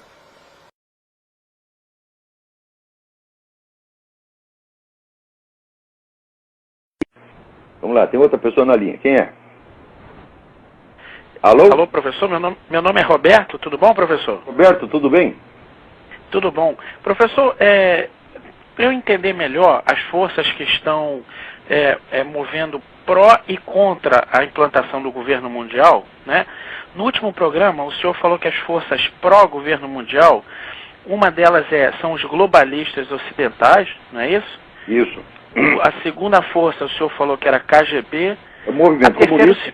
KGB é uma... KGB seria o movimento comunista, né? Está designando, vamos dizer, um conjunto por uma das suas expressões, que é a KGB. Mas é o movimento comunista. E o terceiro é o Islã. É o Islã. Com relação aos movimentos contra a implantação do governo mundial, veja se eu estou correto. Para mim, acho que são 3 obstáculos, né? Um seria os Estados Unidos, né? Não sei se eu estou errado. O nacionalismo americano é um obstáculo. O nacionalismo israelense é outro obstáculo. E o terceiro seria o cristianismo. Pela Europa também são obstáculos. Certo. Acontece que o nacionalismo atuante mesmo, você só vê aqui nos Estados Unidos e em Israel. Nos outros movimentos nacionalistas são minoritários e às vezes estão na mão de maluco, que não entende o que está se passando. Certo. Você vê, na França, esse é o Le Pen, ele tem um movimento nacionalista. Só que é o seguinte, ele é anti-judaico. Então como é que você vai poder fazer uma frente contra o governo mundial se os dois pilares da resistência são americano e judeu? E ele já começa indo contra metade. É maluco, evidentemente. Certo. Uma coisa que eu não entendo com relação... Está muito cheio desses caras que não têm capacidade para organizar uma coisa de verdadeiro relevo, tá entendendo? Agora, aqui em Israel tem. Certo. Uma coisa que eu não entendo em relação a Israel é o seguinte, seria ignorância minha, tá? Por exemplo, eu lendo alguns artigos, dizem que quem criou o Estado de Israel foram as forças que criaram a ONU, né? Ou seja, as forças globalistas. Se essas forças globalistas criaram Israel, então por que Israel está sendo, vamos dizer assim, a ONU não era a força contrária? A ONU não tinha a menor presunção de ser um governo mundial. A ONU nasceu de um acordo entre Estados soberanos. Foi depois. Existe o livro do Cliff Kincaid e o livro do Edward Griffin sobre a ONU. O livro chama-se The Fearful Master. E depois o livro do Cliff Kincaid e agora, que chama assim, o Poder Global, uma coisa assim. A ONU e o Poder Global, uma coisa assim. Cliff Kincaid. Aí você vai ver que a transformação da ONU em instrumento de implantação do governo mundial foi uma coisa bastante posterior. Começou nos anos 70. Tá. Tá certo? Então, não se esqueça o seguinte, quem era o secretário-geral da ONU quando surgiu o Estado de Israel? O nosso Oswaldo Aranha, grande diplomata brasileiro. Meu Deus, quando você vê um homem da estatura, da coragem, vamos dizer, da virilidade intelectual e política do Oswaldo Aranha, e compara com esses merda que tem hoje, esses capados, tá entendendo? Bando de vigarista, capado, sem vergonha. O Brasil decaiu muito. Então, o Oswaldo Aranha presidia a Secretaria-Geral da ONU quando Israel foi aprovado. Ele foi um dos grandes promotores da causa israelense. O que era o Oswaldo Aranha? Era um nacionalista brasileiro extremado. Era um homem do Getúlio Vargas. Certo. Então, uma coisa é outra. Então nós não podemos atribuir, não podemos explicar o que aconteceu antes pelo que aconteceu depois. É isso? Então, espero que tenha respondido. Certo.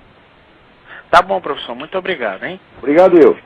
Olha aqui, o Estado de Israel, você pode pensar o que você queira. Você pode até nem gostar de judeu, mas ainda que não gostando, você tem que reconhecer uma coisa. O Estado de Israel, a existência e persistência do Estado de Israel é uma necessidade absoluta para a defesa de direitos fundamentais da humanidade.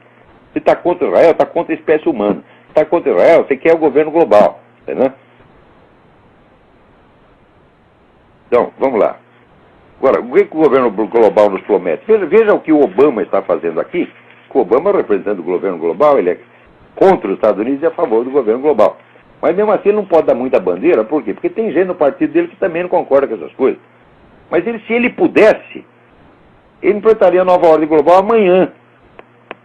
Acabava com os Estados Unidos, acabava com fronteiras nacionais, todo mundo ia erguer a bandeira da ONU, ou a bandeira da Comunidade Europeia junto com a do seu Estado, e depois um pouquinho acima do seu Estado, da do seu Estado, e no fim a bandeira do seu Estado desaparece, e fica só o macro-império.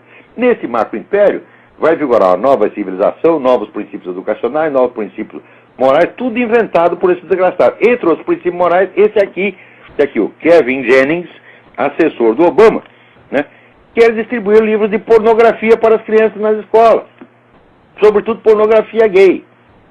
É o manual de dar o cu. É assim que se dá o cu, meu filho.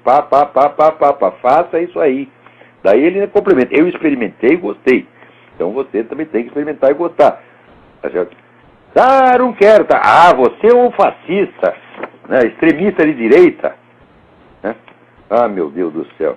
Christopher Calder, do Financial Times, lançou um livro, Reflexões sobre a Revolução na Europa, né? Onde ele disse o óbvio. Ele diz o seguinte, que durante os últimos 20 anos a sociedade dominante acomodou aos imigrantes, sobretudo os islâmicos, em uma infinidade de questões. Quer dizer, você vai chegando o pessoal islâmico e vai reivindicando mudança. Né? Então, se as mudanças são atendidas, então aumenta o poder daquela comunidade imigrante. Se elas não são atendidas, elas alimentam tantas discussões que o Islã acaba entrando no centro do debate nacional. Então, hoje em dia, você abre um jornal na França ou na Inglaterra, só aparecem questões islâmicas. E daí, veja, o que ele diz é o seguinte: quando uma cultura insegura, maleável e relativista encontra uma cultura que é ancorada, confiante e fortalecida por doutrinas comuns, é geralmente a primeira que se adapta à última. É claro. Como é que uma sociedade, quem está pensando, não tem mais casamento, só tem divórcio, todo mundo é filho de mãe solteira, tá certo? Todo mundo é relativista, está fazendo casamento gay, abortismo, e o pessoal só pensa em diversão. Como é que vai resistir a uma tropa organizada, obediente e fanática de muçulmanos que chega lá querendo ocupar o espaço? E, meu filho, isso aí é a briga, vamos dizer, entre um pedaço de aço e um pedaço de geleia, tá entendendo? A sociedade europeia é a sociedade de geleia. Não resiste absolutamente. Aqui nos Estados Unidos ainda tem alguma resistência. Mas note bem, quase 150 anos atrás, Ernesto Renan, que foi um dos pioneiros dessa mentalidade modernista, ateística, relativista, etc., ele dizia o seguinte: antes um povo imoral do que um povo fanático. Ele só esqueceu de dizer o seguinte: no confronto entre o povo fanático e o povo imoral, quem vai ganhar é o povo fanático. É claro que as duas coisas são muito ruins. É muito ruim a imoralidade, é muito ruim o fanatismo. A coisa é a seguinte: o fanatismo é uma coisa ruim que fortalece o povo, né? E a imoralidade enfraquece. Então isso aí era uma coisa que já era previsível há muito tempo. Agora, quando eu digo para as pessoas, olha, sociedade laica, civilização laica não existe. Civilização é a religião. Se você tira a religião, bom, vem um outro povo que tem religião e vai dominar o primeiro. Isso é a coisa mais óbvia. Sempre foi assim, sempre será assim. Agora, você imagina se, para resistir a essa ocupação islâmica, os caras vão convocar lá o movimento gay, as abortistas, as feministas, né, todo esse beautiful people.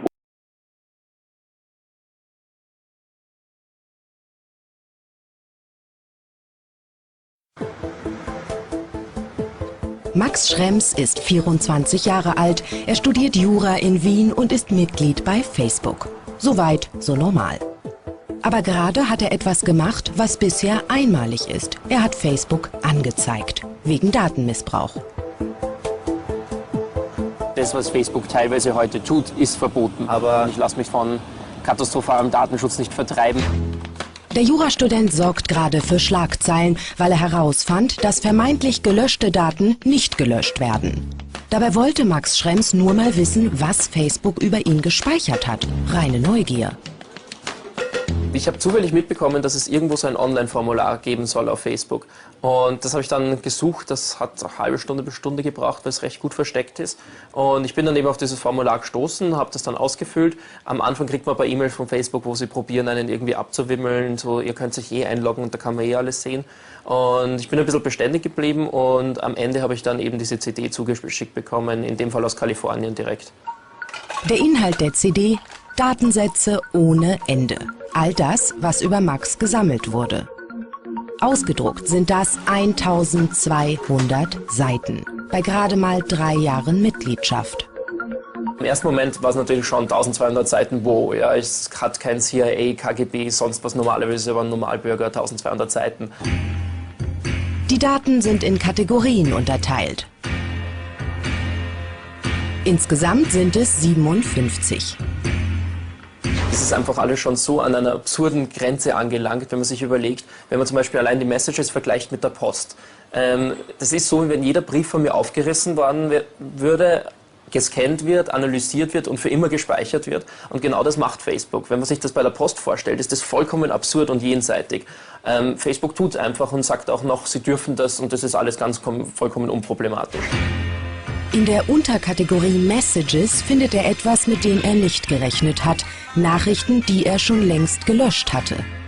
Zu erkennen am Deleted True. Das bedeutet, ja, es wurde gelöscht. Trotzdem bleibt alles gespeichert. Das ist Betrug, findet der Student. Sie sagen, du hast alle Möglichkeiten, du kannst alles löschen, willst du es ganz wirklich löschen? Dann sagst du, ja, ich will es wirklich löschen, in Wirklichkeit tun sie es nicht. Und das ist unterm Strich reine User-Verarsche. Wer auch immer diese Daten sieht, kann innerhalb kürzester Zeit höchstpersönliche Dinge lesen. Sex, Teilnahme an Demos, Krankheiten. Stichwörter in der Suchfunktion reichen, um Entsprechendes aufzuspüren. Man findet gerade in den Nachrichten eigentlich zu allem dann irgendeinen Text, der dazu passend ist. Und aus dem kann ich innerhalb von 5 Minuten rauslesen, was jemand wählt, was für Krankheiten er vielleicht gehabt hat, irgendwelche Beziehungsdramen, was auch immer man halt auf Facebook abgewickelt hat, über irgendwelche, wo man Nachrichten geschrieben hat. Und all das ist vollkommen unlöschbar. Was auch dazu kommt, ist, dass Facebook zum Beispiel sagt, sie garantieren nicht, dass das alles irgendwie sicher ist. Es kann jederzeit auch im Internet auftauchen und so weiter. Facebook ist mittlerweile eine digitale Macht. In den USA ist jeder Zweite aktiv in dem sozialen Netzwerk, in Europa jeder Vierte. Seit der Gründung 2004 ist die Mitgliederzahl weltweit auf 800 Millionen angewachsen und irgendwie ist jeder mit jedem vernetzt. Riesige Server speichern die Daten. Wofür, ist unklar. In den USA herrscht schon eher die Idee, was man mal hat an Daten, gibt man nicht mehr her. Wurscht wie. Und hauptsächlich hat der das Recht an den Daten, der sie einfach hat auf seinen Server. Und gerade hat Facebook etwas entwickelt, mit dem sich noch mehr Informationen sammeln lassen. Vor 2 Wochen hat Gründer Mark Zuckerberg die Timeline vorgestellt. Alle Daten des Nutzers werden chronologisch zusammengesetzt und ergeben ein virtuelles Tagebuch. Vom Grundkonzept finde ich es natürlich sehr erschreckend, weil uns ist gesagt worden, Facebook ist dafür da, dass wir jetzt im Moment mit ein paar Freunden was austauschen, kommunizieren, vielleicht ein paar Bilder hochladen. Und aus diesen Datenhaufen jetzt sozusagen ein Lebensarchiv draus zu kreieren, da hat niemand von uns jemals zugestimmt. Dürfen die das? Nein, dürfen die nicht, sagt Max Schrems. Bei seinen Recherchen entdeckte er Folgendes. Facebook hat nicht nur in Kalifornien seinen Sitz. Seit 2009 gibt es eine zweite Firmenzentrale in Dublin, vermutlich um Steuern zu sparen. Wer in Europa lebt, hat seitdem einen Vertrag mit Facebook Irland. Als Jurastudent weiß er, dass das Netzwerk sich dann an das Recht in Europa halten muss. Das ist wesentlich strenger als in den USA. Er stellt Anzeige gegen Facebook. In 22 Punkten. Auf seiner Seite Europe vs. Facebook listet er sie auf. Die Anzeigen schickt er an die irische Datenschutzbehörde. Port Arlington bei Dublin. Hier sitzen die irischen Datenschützer. Billy Hawkes ist ihr Chef. Er bekam die Anzeigen von Max Schrems auf den Tisch und prüft sie derzeit. Wenn Daten gelöscht sind, dann sollten sie weg sein. Also wenn Facebook tatsächlich Daten aufbewahrt, auf die sie kein Recht mehr haben, dann ist das gegen das Gesetz. Wir haben sehr effektive rechtliche Mittel, um unsere Gesetze durchzusetzen. Wenn das stimmt, hat Facebook ein echtes Problem. Die Firmenzentrale in Dublin. Ein Interview gibt es nicht, wir bekommen nur eine E-Mail. Darunter steht unter anderem zu dem Vorwurf, Facebook würde Daten nicht löschen. Bei den Berichten über gelöschte Daten, die manchmal in den heruntergeladenen Dateien auftauchen, ist festzuhalten, dass es sich hierbei wahrscheinlich um Posts handelt, die auf einer bestimmten Stelle auf Facebook entfernt, aber nicht gelöscht wurden. Oder aber die Informationen mussten für eine kurze Zeit für Nachforschungen aufbewahrt werden. Wir arbeiten daran, diesen Prozess so nahtlos wie möglich zu gestalten. Ob das Nichtlöschen Versehen oder System ist, das untersucht jetzt der irische Datenschutz. Auf jeden Fall hat Max Schrems es schwarz auf weiß, dass seine vermeintlich gelöschten Daten nicht gelöscht sind. Ich meine, das ist schon sozusagen relativ doof, dem anderen direkt das Beweismaterial zuzuschicken. Ne? Ziel des Studenten ist, dass Löschen wirklich Löschen bedeutet und nicht irgendeine verklausulierte Ausrede. Oder haben Sie verstanden, was Facebook damit sagen will? Bei den Berichten über gelöschte Daten ist festzuhalten, dass es sich hierbei wahrscheinlich um Posts handelt, die entfernt, aber nicht gelöscht wurden.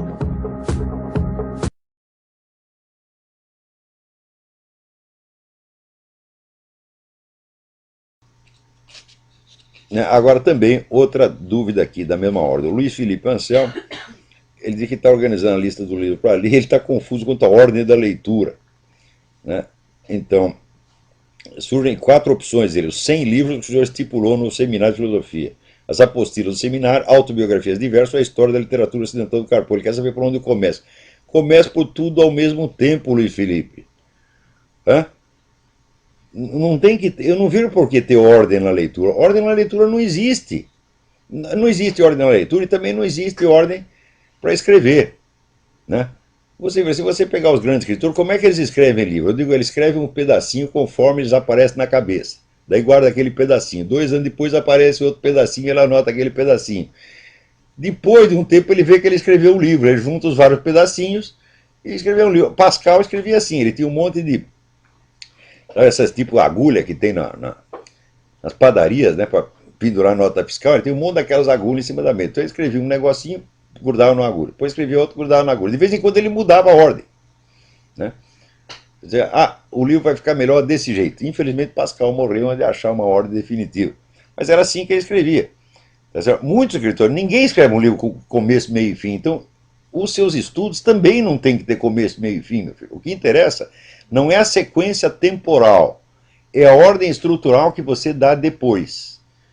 Você tem o princípio de organização na inteligência, não é, vamos dizer, a colocação dos estudos em série. Isso não existe. Tá certo? Então, por exemplo, eu mesmo, se eu estou lendo um negócio e me surge uma dúvida ali, eu paro aquela leitura e vou ler uma outra leitura, vou ler um outro livro que vai complementar aquilo. Depois eu volto ao primeiro. Então eu estou sempre dando voltas. Quer dizer, nenhum livro esgota o seu assunto e nem o aborda por todos os lados necessários, mas a nossa curiosidade não segue necessariamente a ordem do livro, né? Então agora estou lendo até um romance do Malachi Martin que se chama Windswept House, é um livro sobre a crise na igreja. Aquilo aí tem tantas referências externas, que você é obrigado a ler uns 50 livros em volta do livro para você entender bem do que ele está falando. Então, não tenha medo de fazer isso. Você está lá lendo um livro, para ler o outro, se for necessário, depois você volta. O negócio é assim, não perder o fio da meada, quer dizer, você ter aquela atenção sincera, sem a qual a memória não existe, né? A memória não funciona. A memória é fruto do interesse, e quanto mais interesse você tem por uma coisa, mais facilmente você vai guardar na memória, e se você não se interessa, é uma estupidez querer guardar na memória. A memória é um elemento seletivo, e ela já é o primeiro princípio de estruturação do conhecimento. A memória mesmo se incumbe de selecionar e colocar ordem, criar associações, criar como se fosse uma série de gavetinhas, de categorias nas quais você vai enquadrar as várias informações. Então, deixa a memória trabalhar e deixa que ela siga a curva do seu interesse real. É só isto o segredo. Tem coisa que não é para organizar muito, não. Como diz o italiano, queste cose hanno bisogno di un po' di confusione. Essas coisas precisam de um pouco de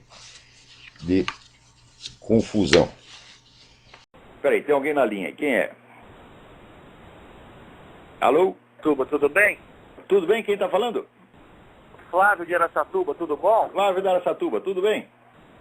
Tudo bom. Professor, ontem eu liguei a televisão à noite, assistindo a TV Cultura, e estava passando uma entrevista muito boa com a Ingrid Betancourt. E foi meio interessante, ela começou a entrevista falando sobre as Farc, como é que foi a experiência dela lá, horrorosa, né, por sinal. Falando que as Farc hoje é um movimento sem ideologia nenhuma, que já foi marxista, mas há muito tempo. O que se vê lá, se você perguntar para conversa mole. Essa mulher é uma idiota, para não dizer uma filha da puta, que vai lá, fica 7 anos preso, 7 ou 12, sei lá, 7 anos, sofre horrores. E ela sai de lá, ela quer limpar ainda a imagem do esquerdismo. Eu digo, olha, leia os documentos. Não, mas ela falou mal das Farc, falou muito mal. Ela fala mal das Farc, mas quer salvar o esquerdismo. É como o Zé Serra fala mal do PT, mas quer salvar o esquerdismo. Essa turma não se emenda, porra. Leia os documentos das Farc, leia os comunicados das Farc, você vai ver se aquilo lá não é puro marxismo-leninismo. Ela falou que é puramente narcotráfico, sequestro... Ô, caralho, caralho, você ainda acredita nisso, porra? Mas o que é isso? Você está Você está enganado e ela está enganando. Não, eu só escutei. Não concordei com nada, só escutei. Não formulei a opinião. Atenção, concordar é concordar com uma proposta. Com uma descrição de fatos, ou você acredita ou não. Não é questão de concordar, mas de acreditar. Qualquer pessoa que venha com essa conversa, as Farc eram marxistas, e quer dizer que tinham ideais, e agora são apenas o narcotráfico. Está criando uma diferenciação entre o que é comunismo e o que é banditismo. Quando comunismo e banditismo foram sempre a mesma coisa desde o início. Todos os partidos comunistas se formaram na base do banditismo. Do que vivia o Partido Comunista da Rússia antes de tomar o poder? Vivia de assalto a trens. Do que vivia o Partido Comunista na China? Todo o partido do tráfico de entorpecentes. Sempre foi assim. Agora, quando a coisa pega mal, quando a operação fracassa, daí eles vêm com essa conversa para tentar se limpar na sua própria sujeira. Estão fazendo isso há 100 anos e o pessoal ainda não aprendeu. Porque para aprender, meu filho, é necessário que a cultura de uma geração se transmita à seguinte. Mas no Brasil isso não acontece. Tudo que a geração anterior sabia é apagado na geração seguinte. Quando não tem gente, outro dia não veio um camarada, um estudante, me dizer, você precisa ler o livro do Eduardo Galeano, Veias Abertas da América Latina. Você não está sabendo de nada, tu não leu o Eduardo Galeano?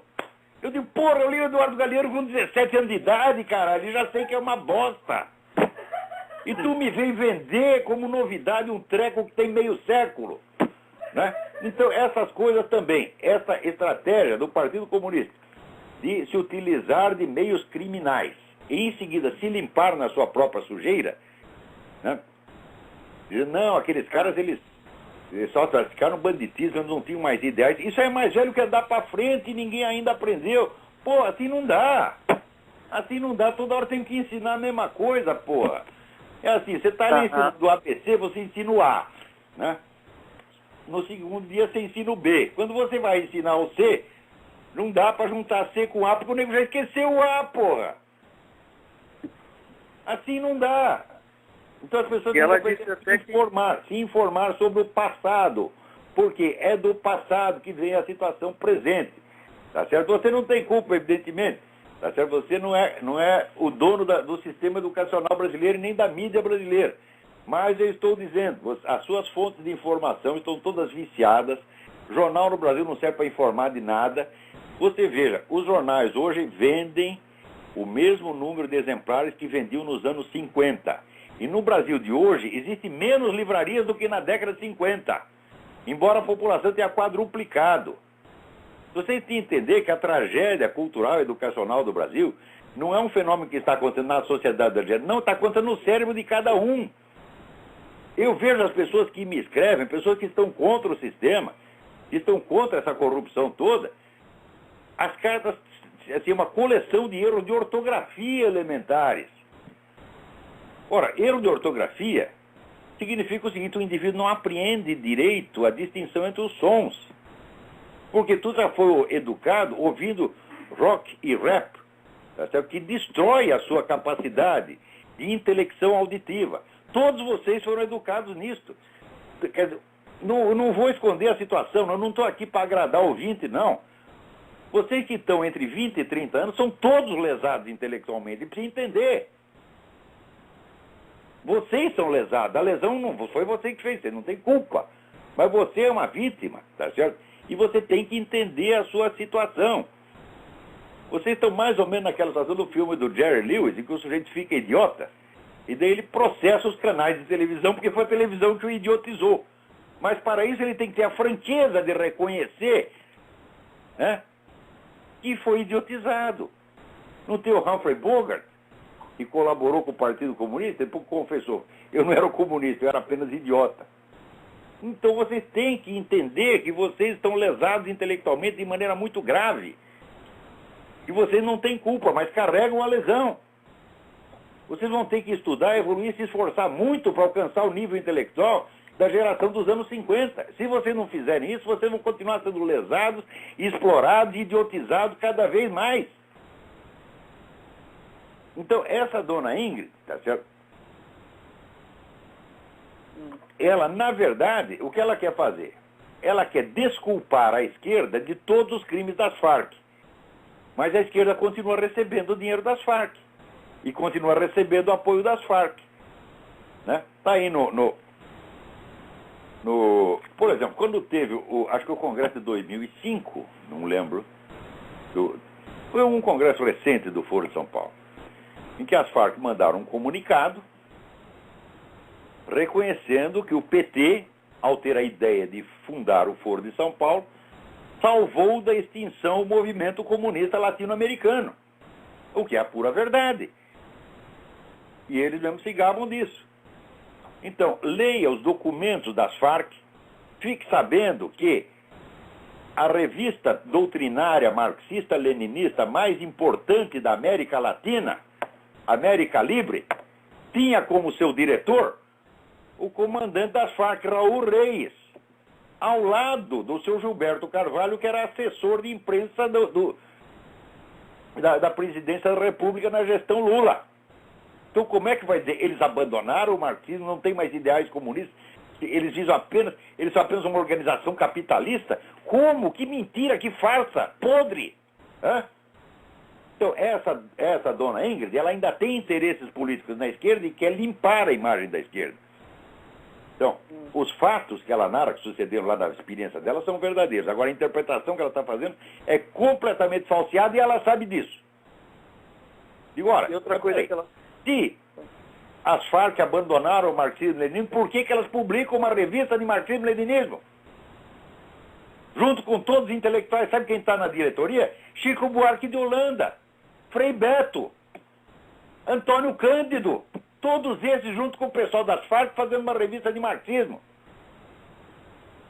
Então, eles estão em estreita colaboração com as Farc, têm unidade de propósitos estratégicos e ideológicos, mas como os crimes das Farc já se revelaram, já estão de conhecimento público, agora nós temos que nos limpar na imagem das Farc. Você está entendendo? Quer dizer, a Farc faz a parte suja do serviço. Se der certo, então todo mundo aplaude as Farc. Como deu errado, então agora a gente se limpa na imagem das Farc. E a Farc aceita isso, porque isso faz parte da regra do jogo. Você aceitar ser enlameado para você limpar a imagem do partido faz parte das obrigações de todo comunista. Você veja, nos famosos processos de Moscou na década de 30, os caras se acusavam a si próprios de crimes que não tinham cometido. Para quê? Para limpar a barra do partido. Veja, isso foi na década de 30 e até hoje vocês não aprenderam.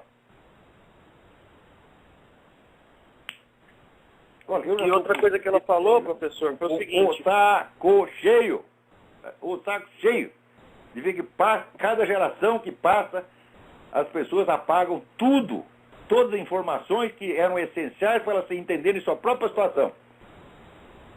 Então essa dona Ingrid está enganando todo mundo de novo. Merece ser sequestrada de novo, porque foi sequestrada por seus próprios companheiros de ideologia. E depois ela processou o governo das Farc, o governo colombiano. O governo nacional, não, que ela queria processar o governo da... Veja que filha da puta! Queria processar o governo da Colômbia. Não as Farc. As Farc não são uma entidade jurídica e não podem ser processadas. Tá?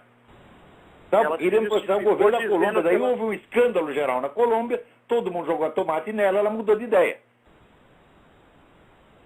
Então, ela disse que isso é uma forma de compensação social, porque se o Estado não protege o cidadão, não tem a capacidade de proteger, essa é uma forma de compensação social. E ela falou que todo mundo... quer dizer, o governo da Colômbia é culpado do que faz os inimigos? O pessoal sobe a moleque, vai tomar no olho do seu cu.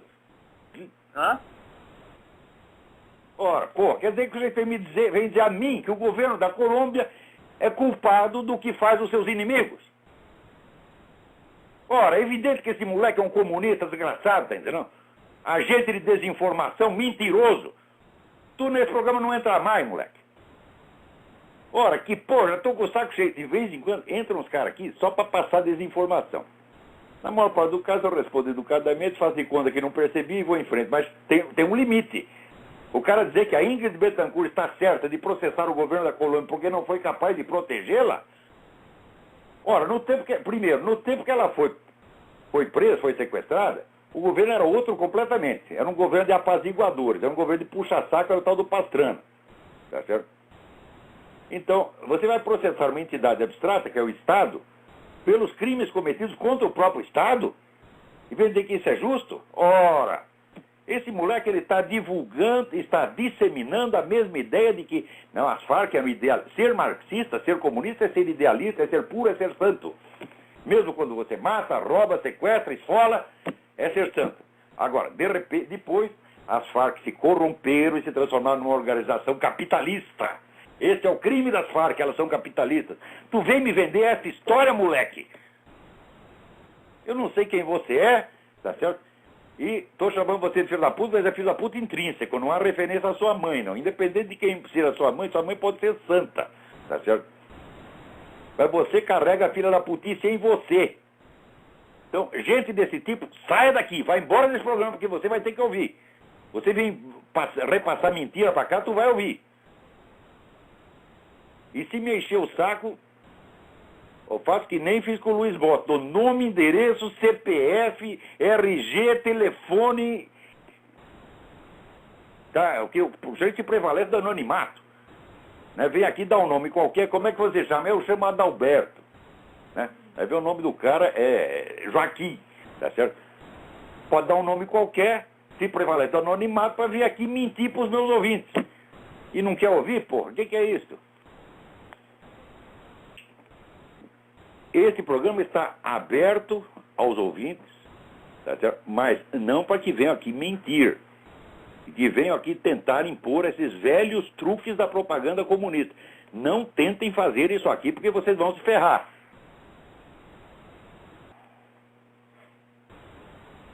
Né?